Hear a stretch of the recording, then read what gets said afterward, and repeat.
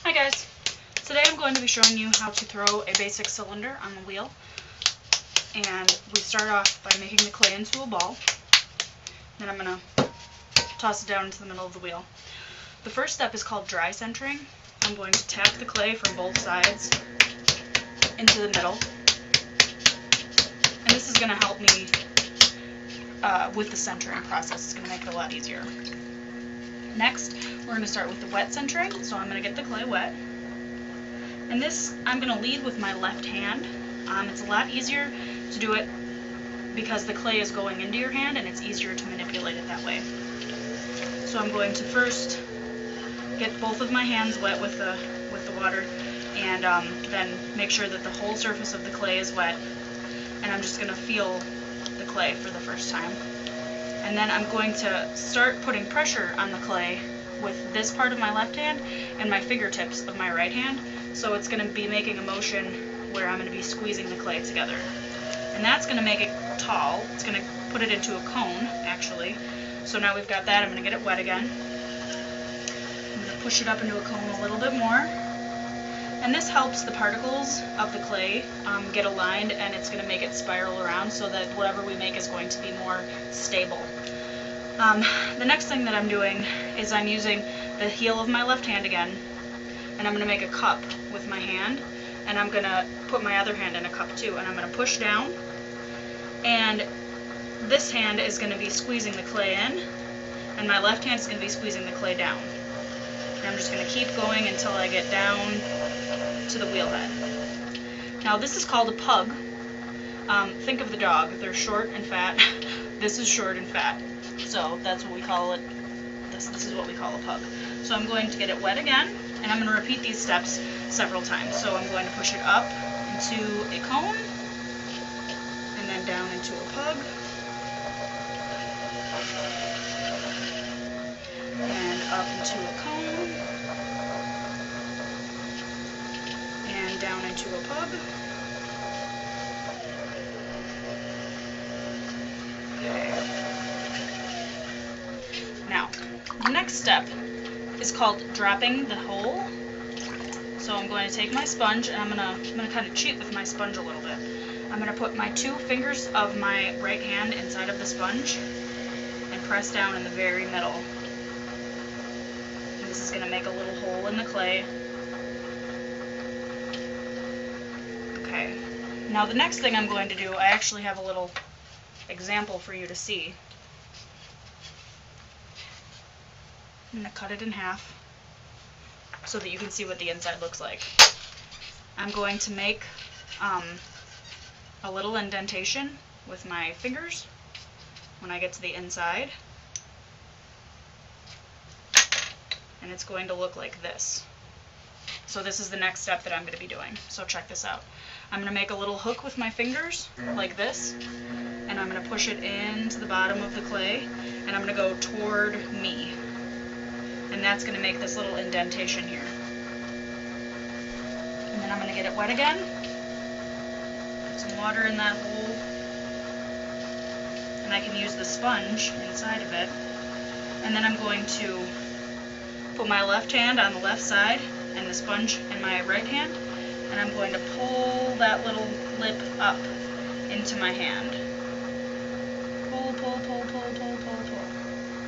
That's called, this is called a riff. That was the first pull, and these little riffs happen, and what I'm going to do is, I'm going to cut the top half off because we don't really need that right now. And that's going to happen to you guys a lot, and that's okay. If that happens, you can just cut it off, and we're going to be making a smaller cylinder now, and that's fine. So I don't want there to be too much water on the inside of my pot, or anywhere, because that absorbs into the clay and it makes it fall down faster.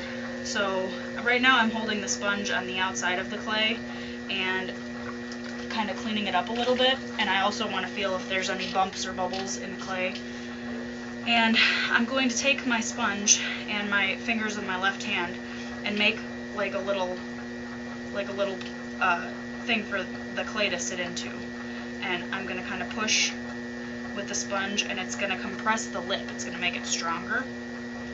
And then I'm going to go again, push the bottom down a little bit more. And I'm gonna come up again. So this time I'm doing it on the right side. And I'm pulling the clay up. I'm kind of pinching on the inside and the outside. And if you'll notice, my legs are on, my elbows are on my legs so that my hands are supported and I'm not wiggling around. If I do that, I'm gonna wobble around and the clay is not gonna be supported. So I always keep my legs, my elbows on my legs through this whole process. And I'm just going to keep coming up a little bit every time.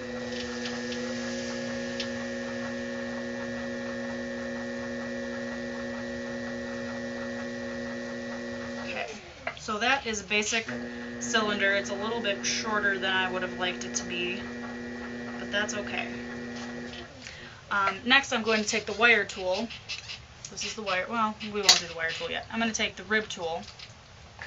That's what this is. They actually used to use the rib bone out of like a cow, and that's why this is called the rib bone. So I'm going to hold it by this little circle in the middle, otherwise it's too slimy to use.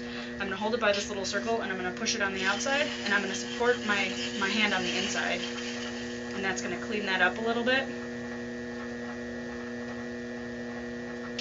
Very nice. So that's the rib tool.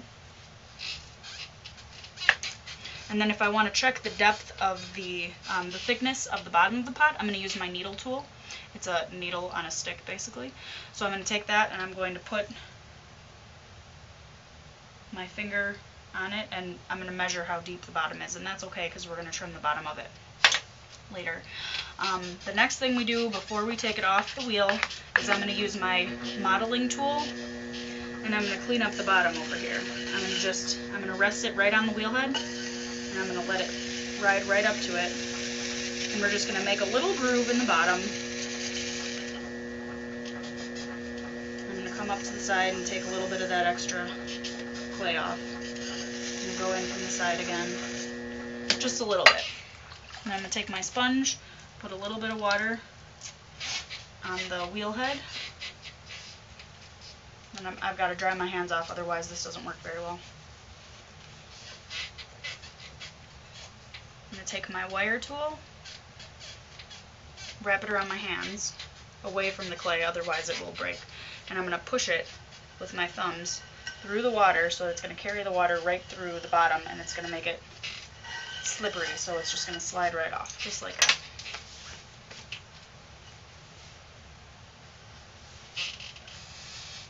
So there's a cylinder. And then I actually have another cylinder that I made for you guys to see the difference. So a cylinder, we're going to want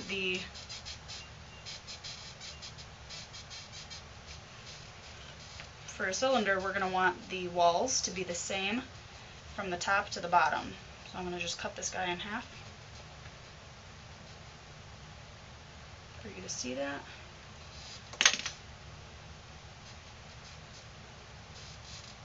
So the base on this one is a little bit thicker than the top, but that's okay. The more you practice, the more it's going to be the same from the bottom to the top. Now with a bowl, that's a little bit different. With the cylinder, we've got this very sharp edge on the bottom here, and that's like the corner in the bottom, like as it would be in a jar or something. Now a bowl does not have that sharp edge. It's just perfectly round. Come on, little guy, cut for me. Okay. So as you can see, this is round. There's not a sharp edge, and I have more thickness in the bottom of this. Now when I trim, I'm going to cut a little bit from the bottom right here. So like this will get cut off, and then there will be a little foot here, and I'm going to cut some of this stuff off. So with the bowl, it's okay to have a little bit extra because you kind of want stuff right there to be able to cut away at a foot. So that is all that I have for you today, and we will talk more next time. I have some great books If anybody would like to borrow them, we've got all different types of books. So